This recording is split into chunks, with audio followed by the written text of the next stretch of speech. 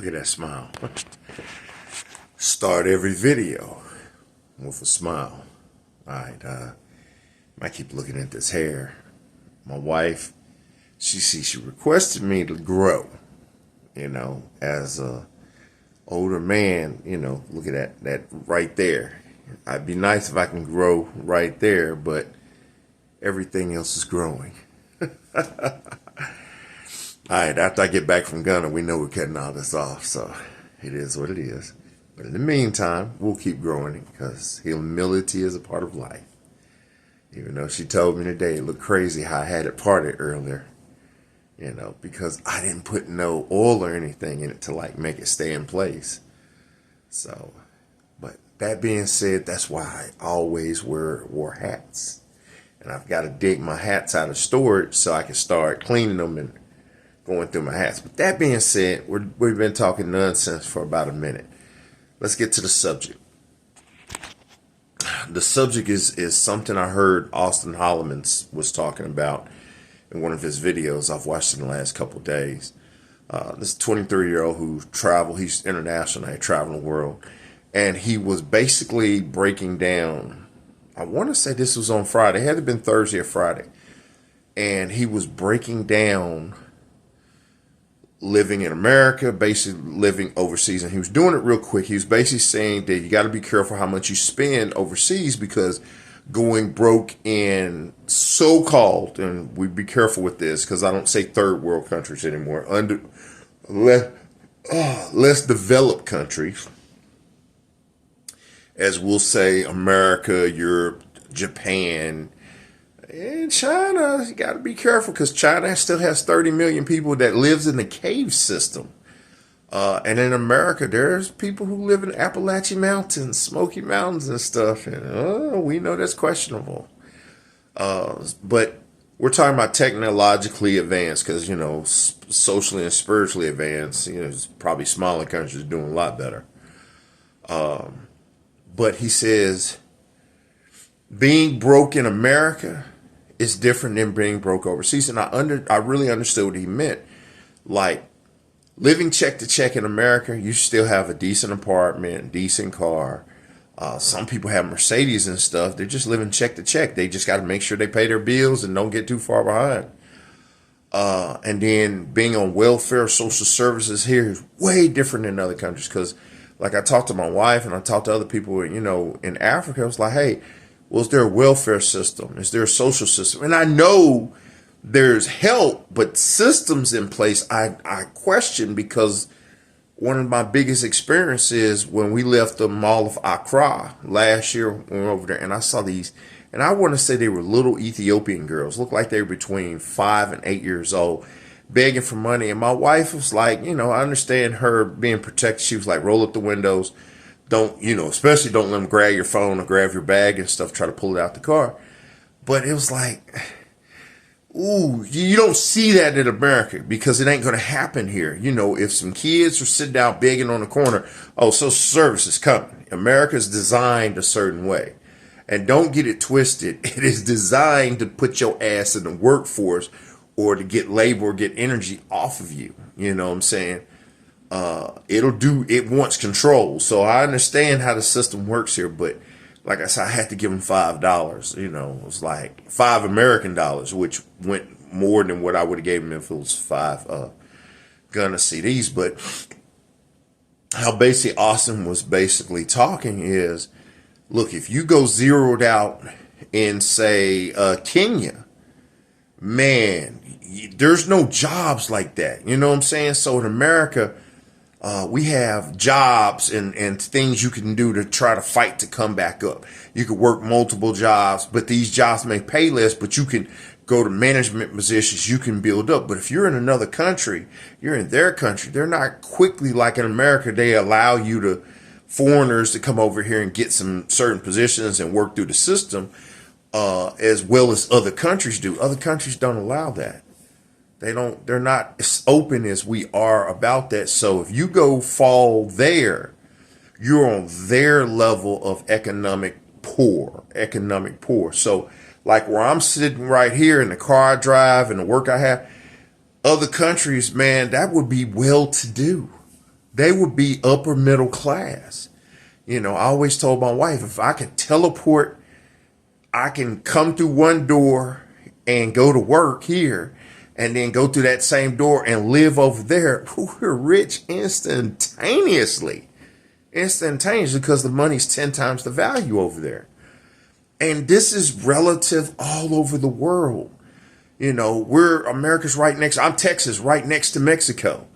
You know, the peso is different than it is in Texas. Texas economy is one of the most powerful economies, probably in the top 10, at least in the top 20 in the world. It's a state. But like I always said, you know, it's the United States of America. It's actually United Countries of America. The states are really just countries, smaller countries. And Texas is bigger than 3 or 4 European countries put together.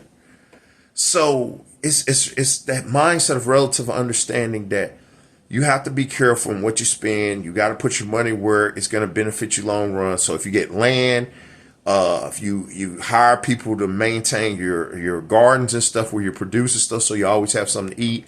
People who have cattle, chicken, sheep, food source. You have water source like my auntie over there. She went and made sure one of the places she was buying had a water source going through it. I mean, as simple as you think that may sound, that's huge. You got a water source coming off the mountains, and you could tap into that water source. So when it comes to plumbing, it comes to water, you could purify and you could drink and you have, that's huge. That's huge. And then land that you can grow stuff on or raise livestock on, that's huge. That's something that you put, that builds generational wealth. So just listen to him talk about it, because he's basic in what I understood and just breaking down how he's talking. You know, between all the social media cash apps and all the things, it seems like he's bringing in 5,000 to 12,000 a month, which is huge if you're saving and you're putting your money where it needs to be. But he's 23, he's out there dating, he's experiencing, and the hustle's real. Oh, trust me, the hustle's real. People look at the money you got. They don't care how you got that money. Let me repeat, they do not care how you got that money. I don't care if you killed 30 cats, and I am not a cat killer. You know, in America, if you harm a cat or animal, boy, like Michael Vick, they coming after you, especially kittens. But if that was your job, they don't care that was your job. They care about the money that you got from that job. And you have more money than them. They don't care how hard you work for it. All they're thinking is your money is more valuable than their money. And if they can get your money, that's all it is. And if they build having friends with you or any kind of relationship with you, some women sell themselves to you. Hell, men do the same stuff. That's all they care about. They care about getting that economics because it breaks their cycle that in their minds now, they think it breaks their cycle that they're on, and they don't understand that it's all relevant. You know, yes, I understand poor here in America looks different, but when you're in America, it don't look that different. It don't look that different. Now, yes, when you go to third world country, you see people living a little bit worse. Yeah, it's relevant, but they still don't have the same kind of stress level that the poor here might have, you know, of maintaining a lifestyle of being poor. You know,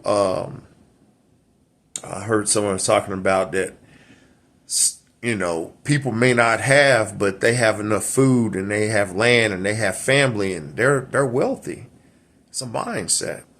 So that being said is, yes, we're building. We want to have things, but the biggest thing is land, opportunity. Change has to happen. Land, opportunity, change.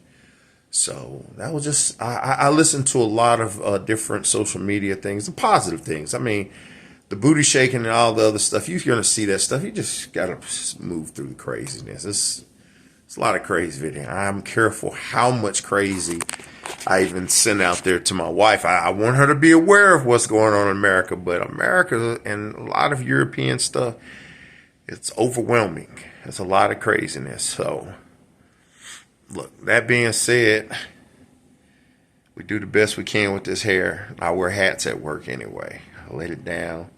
She wants to braid it when I get over there, so, hey. is what it is. So it's like Dr. Demeter said. Well, he didn't say it on video. He said, I gotta go do some three-dimensional shit. That is so cool. That's a cool way to end the video. So I gotta go do some three-dimensional shit now. Or you can say three-dimensional stuff.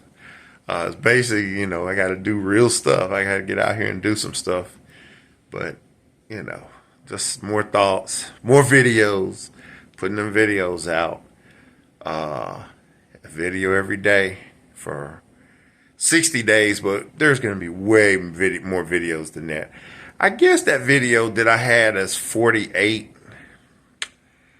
I guess I got to change the other one, put it to 48, and this video right here should be 47 and change the other one out of the sequence because there's no audio to it. You cannot be on the phone while doing live streams because the phone's going to oversees